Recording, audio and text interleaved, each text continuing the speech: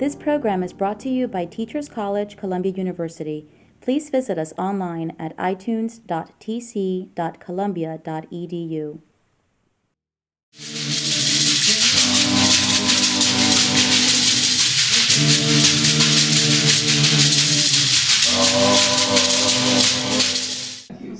Thank you, Dr. Wallace. Hi, everyone. When this opportunity was offered to me in the spring, I was excited because when I first started the program, I wanted to do something in Jamaica. I didn't know what that something was, but this popped up. I went to Jamaica in July of 2008, and I go back to Jamaica every year, and I go back as a tourist. And this time I went down there, and I wasn't really a tourist. I stayed there for 4 weeks, and it felt very different. I went down there, and I met with I thought to myself, how am I gonna interact? Like I'm speaking now, I'm like speaky spokey. And when I went down there and I met with the people, they're like looking at me like, speak in patois when you're speaking to us. So I said, okay. So I went down and I got together these people to do the focus group. My cousin, who lives in Jamaica, was very helpful in this endeavor. I didn't know how I would get the people, but I think it was my aunt who said to me, if you want a thief, a lawyer, a doctor, whoever in Jamaica, speak to Moy. So thank you, Moy. And Moy got me these people. So I'm gonna move forward and give you some background information on the HIV/AIDS epidemic in Jamaica. As you can see, it's estimated that 230,000 people are living with HIV in Jamaica. And 20,000 people are newly infected. I'm gonna skip this whole background thing and talk about my experiences there. The main modes of transmission in Jamaica is unprotected heterosexual intercourse, and also sex between men, although it's something that's shunned upon in Jamaica.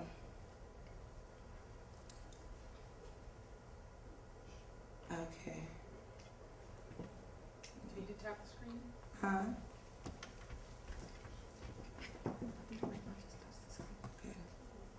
All right, let me go back. I'm sorry. Okay, the estimate that I gave you before, I'm sorry, is 230,000 people in the Caribbean, so that's Caribbean-wide. In Jamaica, it's 22,000 people, so 1.5% people, adults are living with HIV/AIDS in Jamaica. Sorry. I'm sorry, bear with me, I'm a little nervous. I'm calm, centered, and balanced. I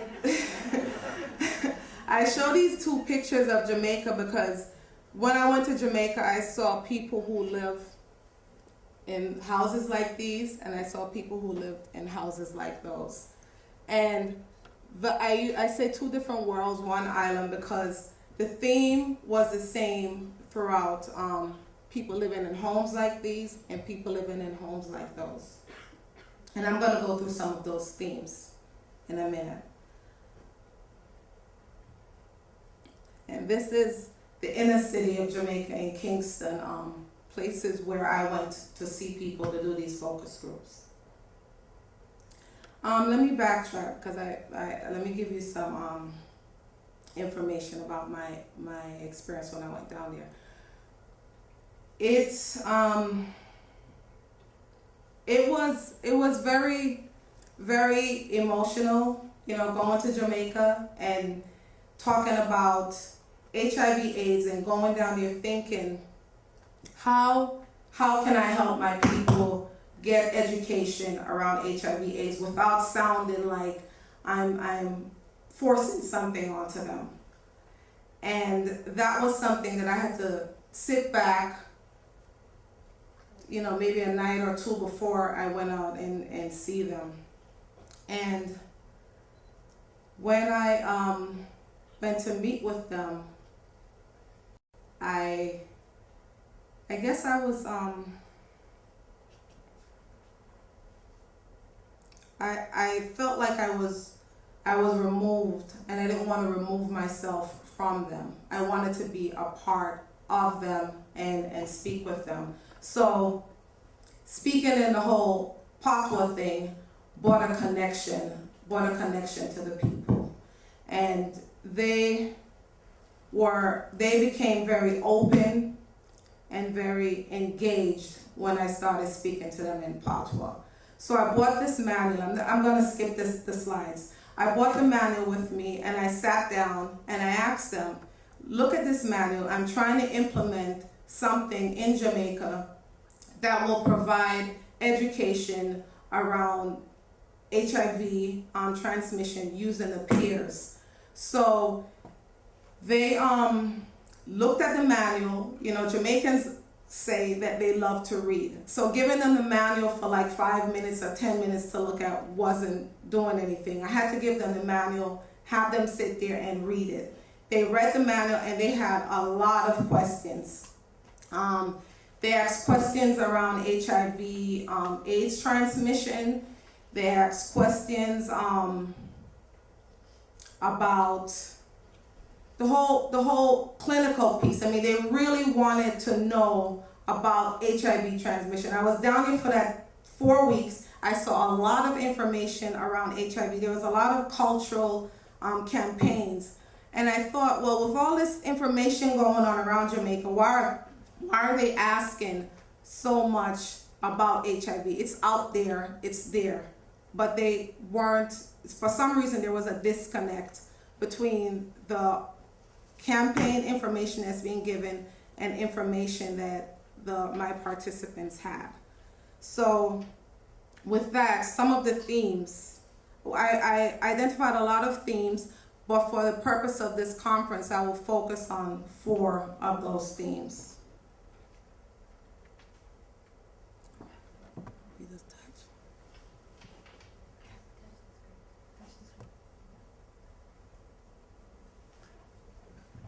Tap it.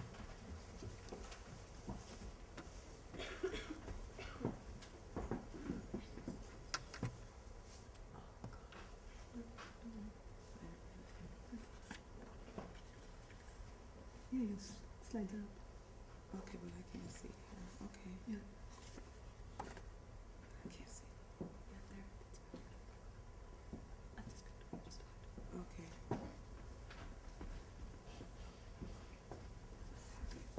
Continue.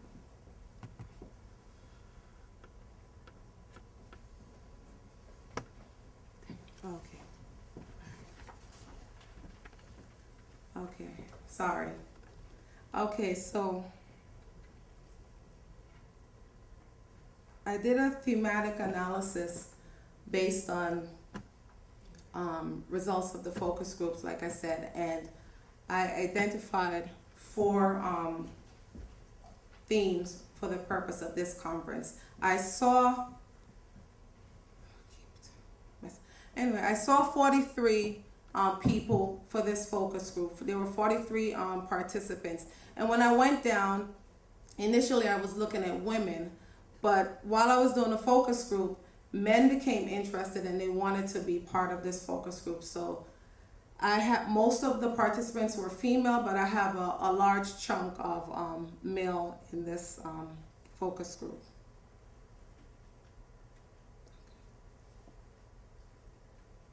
And also interviews. So the themes that I identified were negative associations held towards HIV positive individuals, recognition of stigma, and behavioral practices that place Jamaicans at risk for HIV and or STD. So as you can see, one participant said, once somebody sees you at the comprehensive clinic, they say, yes, you have AIDS because it's an AIDS clinic. And this is, I believe, the only HIV/AIDS clinic in Kingston, Jamaica. So although it's perceived as an HIV/AIDS clinic, it offers other services, but people will not go there for other services because they fear that if you go there for anything, people are going to think that you have HIV and AIDS. And then another participant said, if you have HIV and AIDS and you sit right there, no, and I'm speaking in Patwa, nobody's not going to sit there, and because the phobia is whether or not it's sexually transmitted to them or to us, sitting there, it goes straight into your skin, meaning it goes directly into your skin. So if you sit in a spot where they think someone has HIV and AIDS, it's believed that you're going to get it.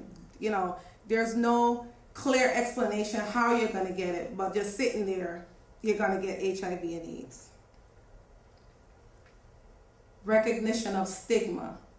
But you know that somebody telling you that they are HIV positive, and you take away yourself. You move meaning you move yourself away. You know that's prejudice. So this is in response to the person stating that if she or he sits there, you're going to get HIV. There's somebody recognizing that if you say this, it's a prejudice. And although there are these stigmas that they have, it's also a recognition that they're stigmatizing someone, so which is good. Behavioral practices that place Jamaicans at risk for HIV infection. And this is another one. Some high-risk situations, some Jamaican men believe that some high-risk situations that are specific to Jamaica is some Jamaican men believe that they must have plenty women, gal in a bongo, and then must ride bareback because that is nicer, condom cut the fun. Basically, it's a cultural, I won't say cultural belief, but maybe, and I don't even know if it's I would say a norm or practice in Jamaica. And it's a practice here in the States too. It's not just the Jamaica, but men having multiple women, and that's a mode of transmission. Having multiple partners. What's happening? Thank you. Having multiple partners puts them at risk. But the belief that having men just feeling, I guess, macho, that they have more than one woman is something that they do, and then ride bareback, meaning that when they have these women and have sex, there is no condom use. So bareback is what's the terminology, and I believe it's a terminology here as well.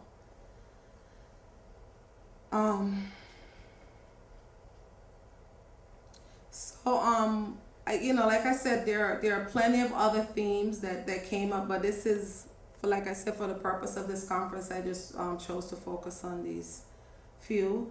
And this is the formative stage. Ashley came up and she spoke about her work in Togo, and the end result, having the festival and all that stuff. The goal is to, once I obtain this information, hopefully go down and do something like that in Jamaica. Conclusion, participants recognized the importance of reducing HIV/AIDS and stigmatization around persons with HIV and AIDS. It was very, very clear in all the focus groups that they crave a knowledge for understanding not just HIV transmission, but the disease itself. I remember the disease itself and all different modes of transmission. In sitting in one of the focus group, one of the participants and I were going back and forth talking, and if you listen to the recordings, you might think that we're arguing, but we weren't arguing. She was just so strong in her point. She wanted to know about the relationship between HIV and bleach, and in the manual it talked about intravenous drug use and using bleach to clean the needle or the syringe if you don't have a choice to use another one. And she's saying to me, so you mean Lisa, if you go out and you buy bleach, that bleach is gonna kill the HIV? And I'm saying to her, no, it's a way to minimize the transmission. But I felt like she wanted me to say bleach kills HIV, and I couldn't go up there and say that. I said to her, I'm not an expert. So she goes on and then she says, okay, and then she wanted to know about the transmission of the breast milk, the maternal breast milk, to the baby to the newborn baby. And I told her, well, that's a mode of transmission. And just going through stuff like that and really explaining to her was something that was important, and they craved that. So from there, I really believe there's a need for prevention programs that really considers the individual, where the individual is at, and also cultural barriers that prevents them from properly proper behavior management. That's it. Thank you.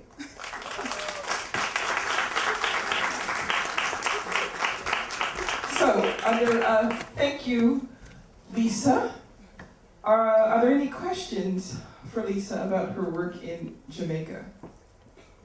Could you just briefly describe some of the different settings that you went into, the garrison versus just the areas you went into? I went in Jamaica. It's a difference between the garrison and the ghetto. The garrison they told me that the garrison is a place where it's more violent, prone and gang related, and being in a ghetto is just more of an economic situation, poor, not having money and stuff like that. And I actually went into the garrison. It was my very, very first time going into the garrison. And when you go into the garrison, it's usually one way in and one way out. I went there maybe around 8 o'clock at night with someone who is from the garrison, and speaking with them, I was a little bit nervous, but it was an enjoyable experience. The people there made me feel welcome. They asked a lot of questions. They thirst for information about HIV and AIDS. And it's so funny that one meeting, we had a group of people talking to me, and one guy, he came over and he wanted to participate in a focus group, but he just kept standing to the side, and I kept saying, come on over, you could participate. And then I see another guy walks away and said that he's not participating. So I said, okay. At the end of the focus group, the guy came over and he said to me, and again in Patois, my brother didn't know for read, so I stepped aside, meaning his friend does not know how to read, and because he didn't want to hurt his friend's feelings, he stepped out of the focus group. But his friend was able to hear what we were saying, but he wasn't able to relate any information about the manual because he couldn't read. So that's any other questions? So great for you that you did an assessment, a cultural assessment, to see how a model can fit in a culture. Mm-hmm. So that's beautiful. So given what we just saw, and such a beautiful presentation of all the steps and the different modules, what is your impression now of the ones that the components that would work and not work, and how they would be adapted? Okay. I see this working in Jamaica. Similar to the people in Togo, Jamaicans love music, and I see there was a lot of music and theater. And if a peer educator can go down there and provide information through a skit, through some dance, pantomimes, which are plays that Jamaicans go to, and it's filled with a lot of humor. If something like this were to be done in Jamaica, yes, this can be implemented down there. Okay. Oh. Another question. Just quickly, I know you spoke about different fears and maybe pride that people have concerning their public perception, but did you find yourself having to speak or engage differently between men and women, and did you maybe find that women may or may not have wanted to have any versa, or was it just a great community effort with no gender or sexual barriers at all? There wasn't any gender or sexual barriers. In there, the women were very vocal in terms of HIV and AIDS transmission, so were the guys. But no, there wasn't any differences at all. I didn't notice any differences. You know, they said what they wanted to say, asked questions, and that was it. You know, but the guys did agree with the female about the whole multiple partner stuff, you know, and joked about it. And although they were joking about it, they said that it wasn't a good thing to do. Okay, well, we're just absolutely delighted, Lisa, that you were able to go to Jamaica to do this project. We're delighted that you were calm, centered, and balanced. And we really appreciate, I mean, I think one of the things that all of you, I ask you to appreciate is the extent to which her transcribing her tapes is not necessarily an easy task. It's almost, she's literally having to translate from patois into English. So it's a very time-consuming process, and she has a lot of themes, but we really want to congratulate her on the first phase of her projects. Let's give her a hand. Okay, so we now have Sharon Spence, who, this is a student who really embodies a mission to be a health educator in partnership with the faith-based community.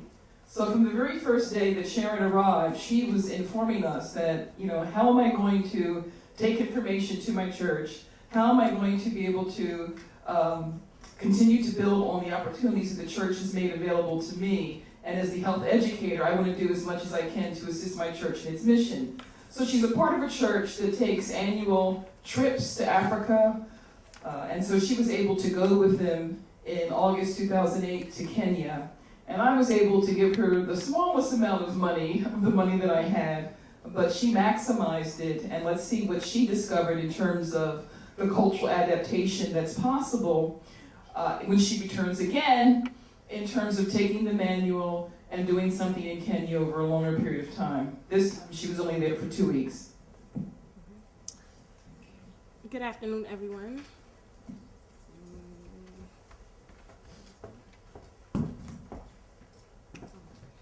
Give me a good shot. Hi, I'm posing for a picture. She's also our photographer. Sorry.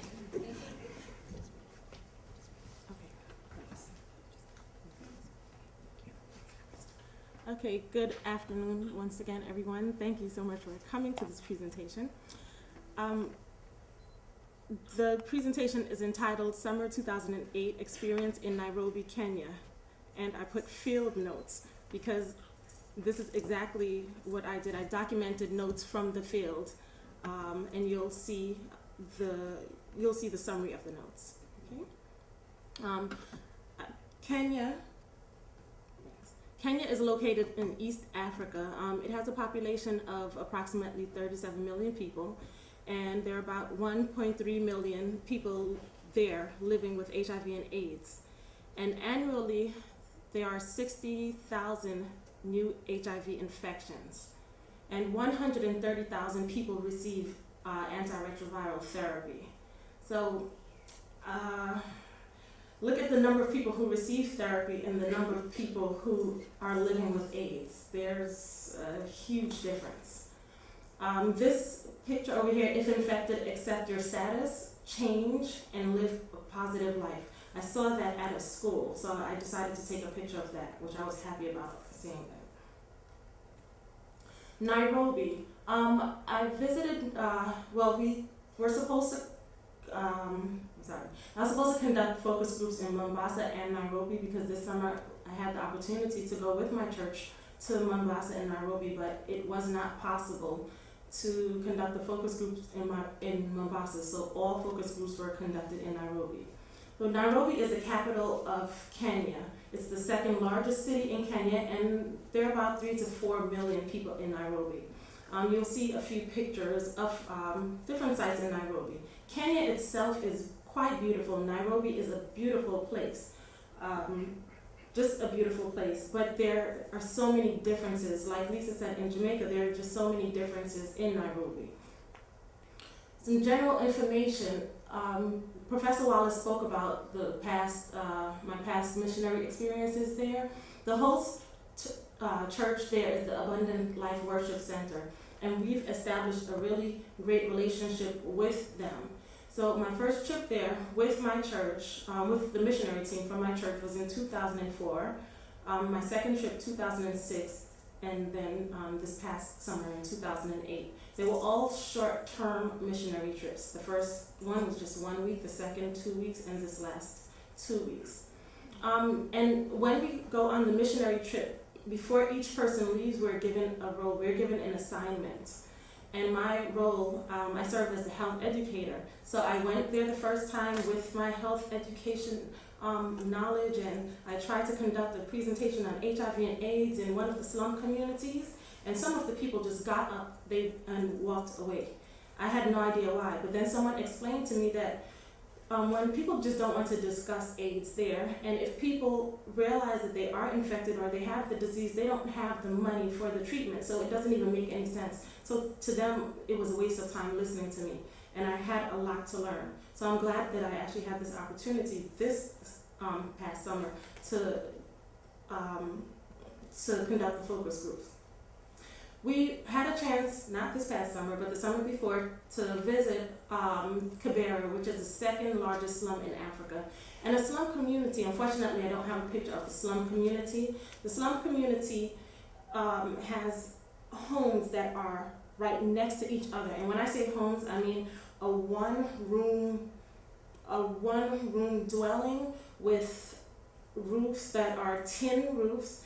An entire family will live there. The sewage, you just see sewage, there is no sewage system there. So on a really hot day, the stench is horrible. And then you have so many people dwelling in that community, and you wonder why, there are just so many questions there. And our purpose as a part of the mission team, the medical mission team, sets up camps when we go to these different slum communities, and we have just one-day camps where people will line up literally from early in the morning before we get there, and they will wait until they can be seen. So they're minimum available resources. So this is what we're working with there in Kenya in the slum communities. So disease prevention is vital. They cannot afford to pay for a medication. They cannot afford treatment, so prevent the disease.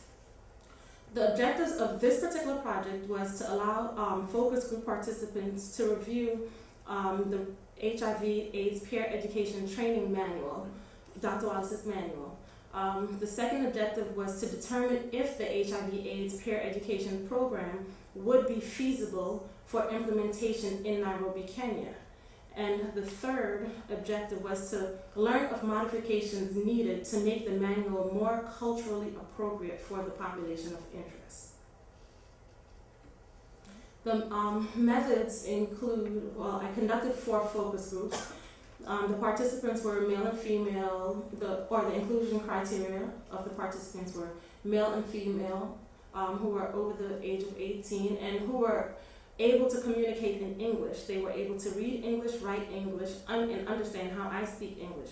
And I say that because during the first focus group, there were 2 participants, and they were not able to stay because they could not understand my English. And I don't speak Swahili. Swahili is the main language there. So, and this was the requirement, and I informed those who helped me to secure the people for the focus group that they would need to be able to understand how I speak. On the recruitment site was the clinic. Now you see this compassionate medical clinic, that wasn't there in 2004. This is the clinic that actually belongs to the church. When we arrived there and we provided medical supplies and we gave them donations, they also caught onto the vision, and they were able to secure funds to build a medical clinic, and it's a small clinic. And you see the picture below is the clinic itself, so the entrance in the clinic. So people were recruited from that area and from the medical camp participants. We had a medical camp there. So there were a total of 22 participants, 17 females and 5 males. There were about 12 focus group questions, but I decided just to concentrate on 4 questions for this presentation. So the first question that I'd like to share, and some of the responses are: do you think this kind of HIV/AIDS training program would work or be effective in your community? So some of the responses are here. Yes, it will work. It will show us how to protect ourselves. This information will prevent death in this country. It will be effective because it is for young people. The young people will spread what they learn. And that was a thing that they spoke about. All the 4 focus groups, the participants all mentioned the youth and making sure that the youth would be involved in a project such as this. And also, if there is a message showing that there is a way out, then people will want to hear it. People will spread the information.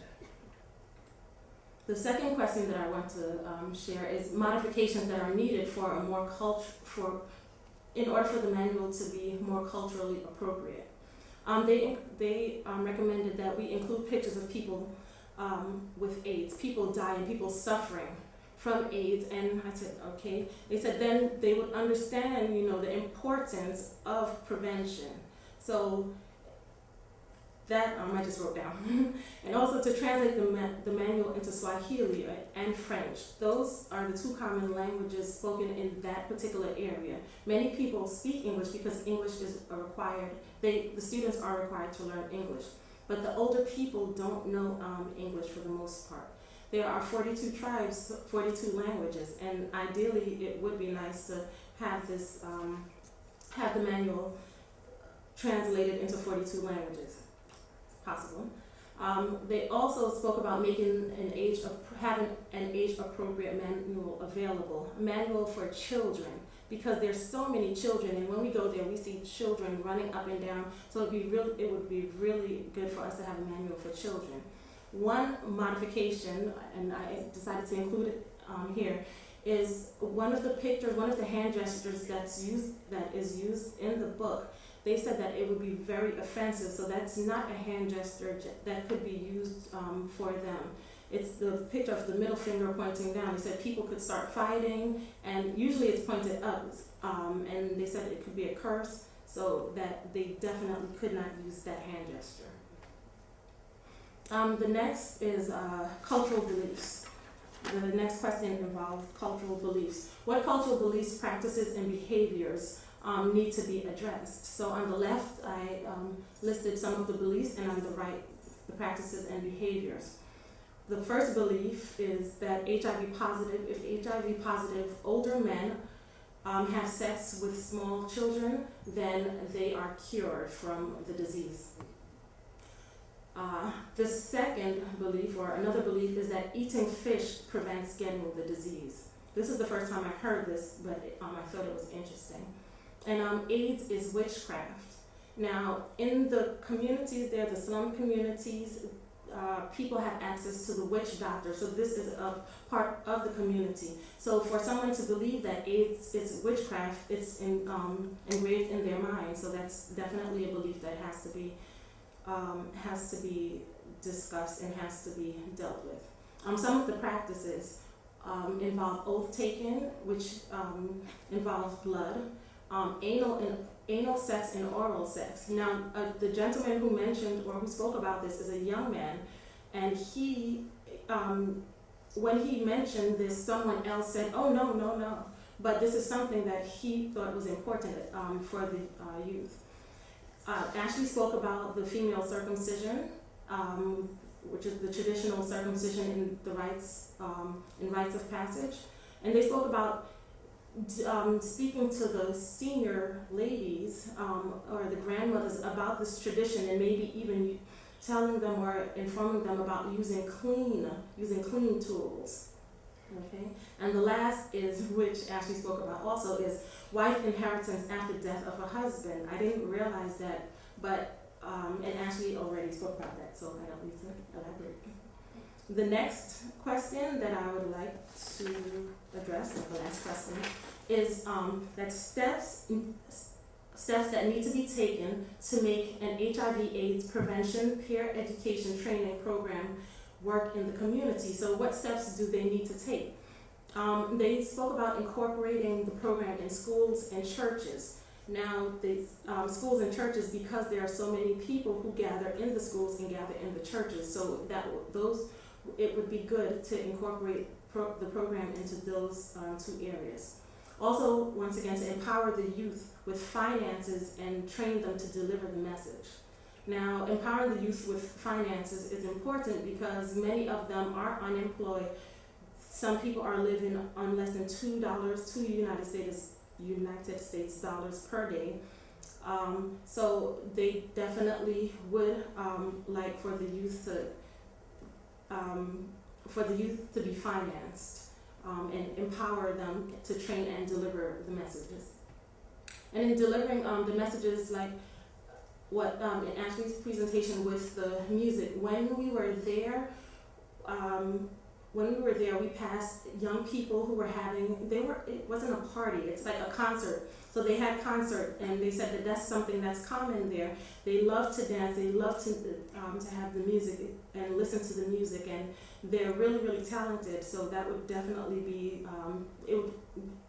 good to involve the youth. Also involving parents and teachers, and to talk to groups. Now the parents and the teachers, I saw some of the parents at the medical camp, so it would definitely be good to involve them. And the teachers, there was actually a teacher in one of the focus groups, and he said that it would be good for him to share this information with his classes, with his students. Another thing is to get HIV positive people to educate others. If I have the disease, if I'm infected, then I can share my story. So they thought that would be powerful. And also to speak the language of the people, which I don't speak, and they understand that. And they're very gracious. They all speak to me in English, so that's good. But for whoever would be responsible for ensuring that this program takes place, to make sure that the language of the people will be spoken.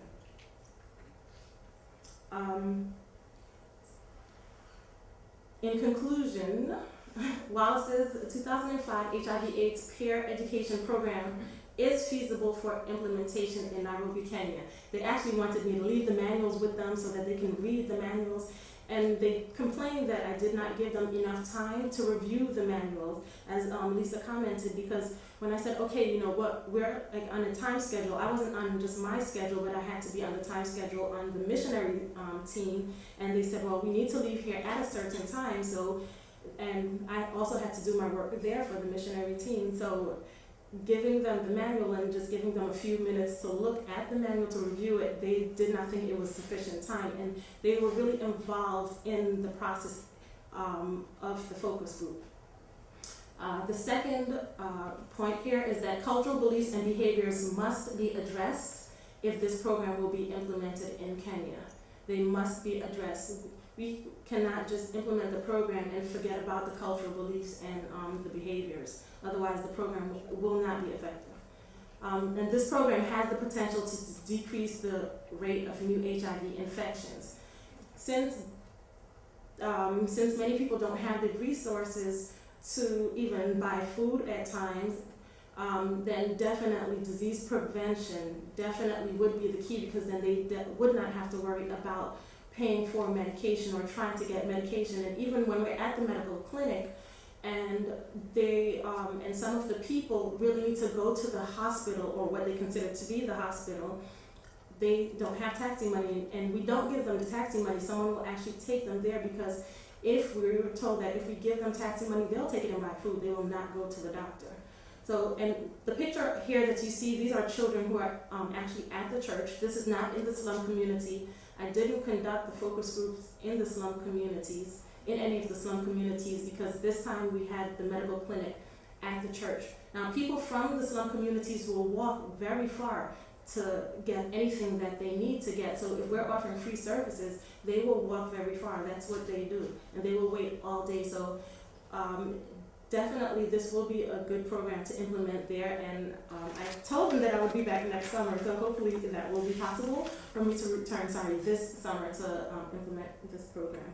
I would like definitely to acknowledge Professor Barbara Wallace, the research group on disparities in health, the Abundant Life Worship Center team there in Kenya, the missionary team here at my church on the Bethesda Healing Center, and an anonymous sponsor from my church who paid for my clinic. And thank you. This is my mom and I at the airport, and my mom is sitting in the back, she works as a nurse there on the medical missions team. Thank you.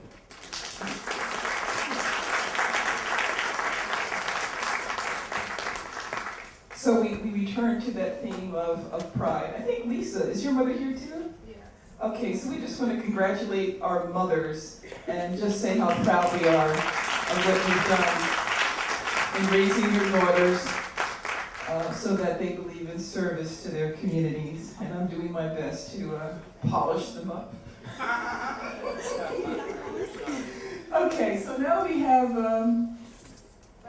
questions. Okay, questions. Dr. Judy! Oh, I'm so impressed. Good for you.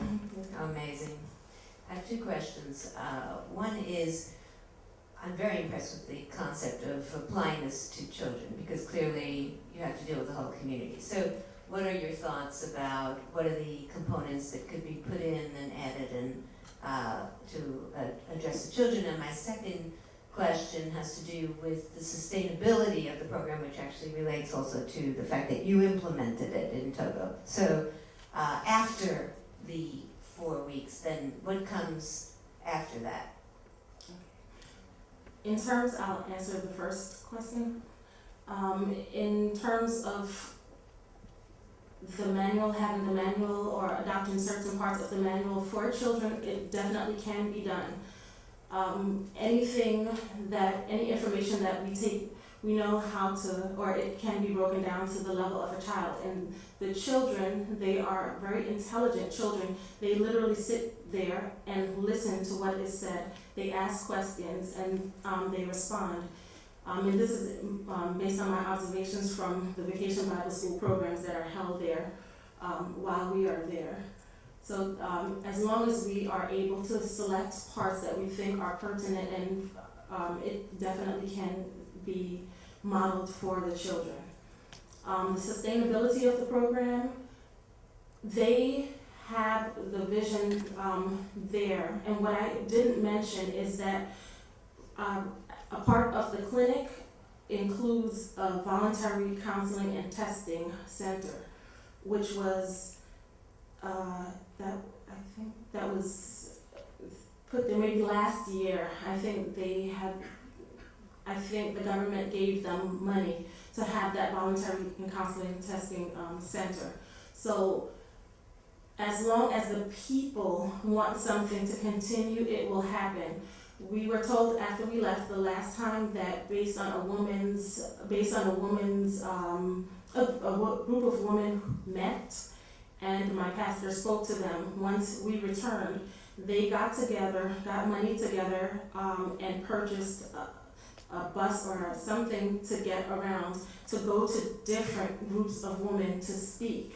So once they have a vision to accomplish something, they will definitely accomplish it. So if this is something that they want to sustain, then people are willing to volunteer. When we go there each summer, people volunteer. We have they meet us at the airport. They volunteer to translate for us. And there's one gentleman there, Oscar. He has been tremendous since 2004. Before we get there, he makes sure that everything is set up really well, so that once we get there, our transition is smooth. He is the one I spoke to Oscar about. I emailed Oscar about conducting the focus group, and he said, okay, he would make sure that that I would be able to conduct the focus groups there. And even though he had a death in the family while I was there, he still made sure that someone else was there, was responsible enough to make sure that there were people that I was able to hold the focus groups. So yes, they do need money to continue,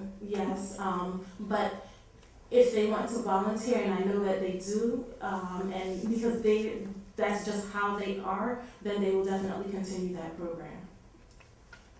Oh, I have the end sign. Okay, Dr. Samuels, apologies. We're going to see, you should know that Dr. Shameen Castor was not able to be here today due to some work obligations, so we're not going to hear about her project in Haiti. And let's see what Amrita can do in just 5 minutes. 5 minutes? Oh God, I have so much to tell you. Okay, good evening everyone. My name is Amrita and I come from India. The nation that gave, like I told you last year, Kama Sutra to the world, and more recently Slumdog Millionaire. How many of you have seen it? Yeah, we rocked at the Oscars. Okay. You know, Slumdog is actually set in a sister slum in Mumbai city. And the needs assessment that I did was set in a slum in New Delhi, India, which is the capital of the country. But just quickly, I want to run you through a few facts about my country. For those of you who are not familiar with India, we are more than 1 billion people strong. That means 1 in every 6 human beings on this earth is an Indian. So, and we just have about 14 official languages, and a couple of thousand dialects, and a couple of other tribal languages that we're not even aware of. And imagine a tech person having a tech issue. Okay, so let me quickly walk you through some facts. Like I said, we have 2.5 million people who are estimated to be HIV positive. Just to give you a heads up, this figure was revised in 2007 by the National AIDS Control Organization. Before that, it was 5.1 million people strong. And I thought I thought at one point that rate was really increasing very fast. The estimated percentage of people, adults living with HIV/AIDS is between 0.2 and 0.5%. The primary route of transmission in India is heterosexual contact and intravenous drug use. And the next slide will show you the different percentages. And the high-risk populations for India include commercial sex workers, long-distance truck drivers who are now playing a role in transmitting this infection to different parts of India which were hitherto not even touched by this infection, and intravenous drug users, which is a problem in the northeast of the country. So that's a slide to tell you that 85% of our transmissions are basically through sexual contact. And I'm going to quickly give you a global perspective. We are second to South Africa in terms of the overall numbers. And if you break down in terms of the number of people, nearly one-third of the infected population includes women, which is the reason why we wanted to focus on women. Plus, I've done a little bit of work in Indian prisons, and from my work there, I figured, I came to a conclusion that a lot of women are from the slum areas and or are from the rural villages. So we wanted to, when I spoke to Professor Wallace about the Global Health Project in India, I requested her to allow me to work with this population, and she was very gracious to allow that to happen. So quickly, I'm going to give you an overview of Delhi. Like I said, I think we beat New York. Do we beat New York in terms of the number of people? 17 million? We do? Oh, great. One more, feather to my cap. Okay. So, we're about 575 square miles in terms of the area. Our population density is 30,000 people per square mile, and believe me, that is overpopulated.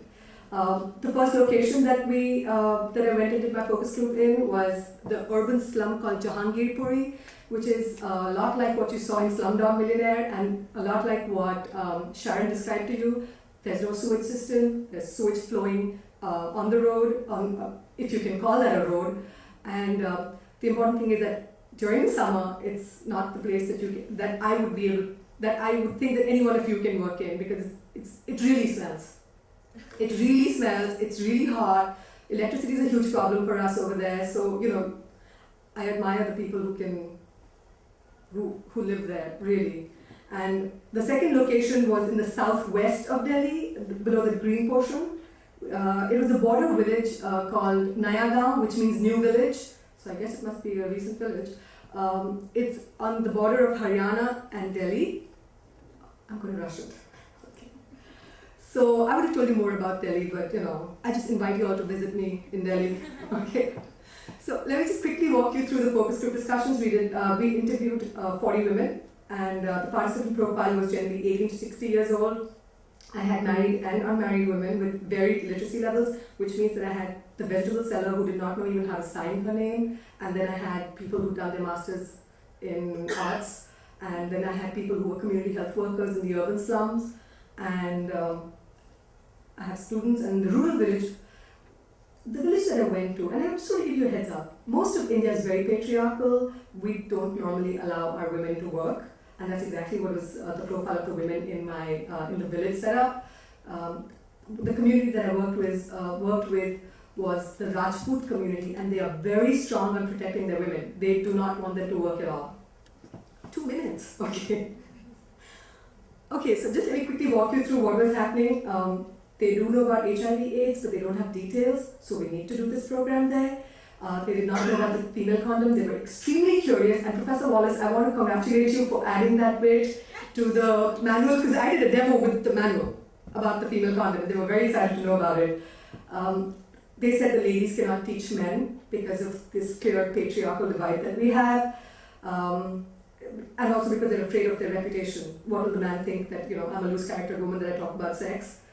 I wonder what they think of me.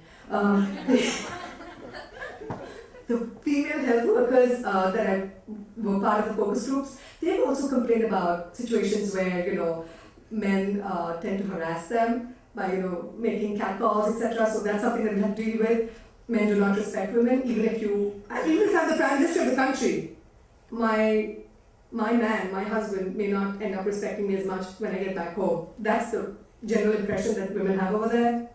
Also, they felt that married women, as peer educators, were so much more equipped to talk about sexual practices, and they would be able to teach other women in the community who were not married, and kind of let them know about what is. Well, yeah, I'm rushing. And what is it that they want to use? Dr. Koryamsky, just to let you know, they want to use songs, they want to use dance. There's a lot of theatre in India. There's a lot of songs. I think music is universal. It's a universal language that speaks to everyone. So the ladies there suggested using songs, and they also wanted to include religious hymns. I don't know how they're going to do that, but yeah, they want to do that as well. They wanted a little more addition. They wanted content to include, and they shared some very touching anecdotes with me. I mean, they talked about one of their friends who delivered on the way to the hospital, and I'm talking about the rural women here. The nearest hospital was 14 kilometers away, and many times women deliver in the vehicle that they're driving in, and they also said that they didn't have a midwife. So I've been trying to figure out if I can get a midwife training done for them. If not, then we just have to include some components in our training manual eventually. And they also suggested, that's another very interesting fact, we do, in the urban slum, we do have government community health workers, like I mentioned, but one worker covers 2,000 people. So, I think if we train many more, she has some supplemental support staff there who can help her. Again, they want a clinic. Dr. Wallace, do you think we can do a clinic for them? Okay, if I get the money. Okay, so we're ready to do this over there. We're ready to implement the manual. We just need to include a few more pictures of South Asian people. They said they wanted to be some hand gestures. Well, not everybody said that they were not okay. Most of them were fine with the hand gestures, except one or two which we may have to work on. And they want this training to be a source of employment for them eventually. And I think it is a possibility because I did speak to a couple of nonprofits over there. And we need to get the men's buy-in. So we need to conduct meetings, and they gave me some very innovative ideas on how to do that, which I cannot share with you because of the lack of time right now. I've talked about the midwifery and reproductive health component, and yeah, visuals. Pamphlets for people who, from different age groups with a lot of visuals in it. And some women suggested, let's have a condom vending machine in the community. And yeah, that's pretty much it. I'm just going to end here. You all can read the slide. And Dr. Wallace, I just want to thank you so much for giving me this opportunity. And I want to thank the research group on health disparities. And India Vision Foundation and Navjyoti India Foundation are the two partner groups that we have in India. And of course the participants, and you can see them here. And they have a message for you, Dr. Wallace. I just hope I get studied. Okay,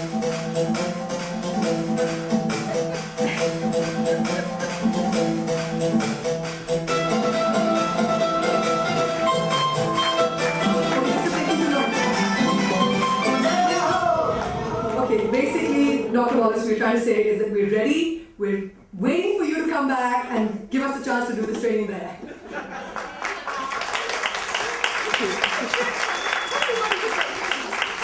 Okay, Jericho is basically, you're great, you know what I mean? It's like a call that we do very often.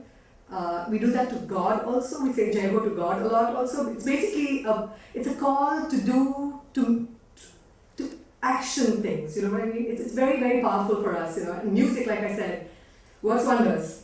Okay, so let's all say it all together. Ready? Jericho! Okay.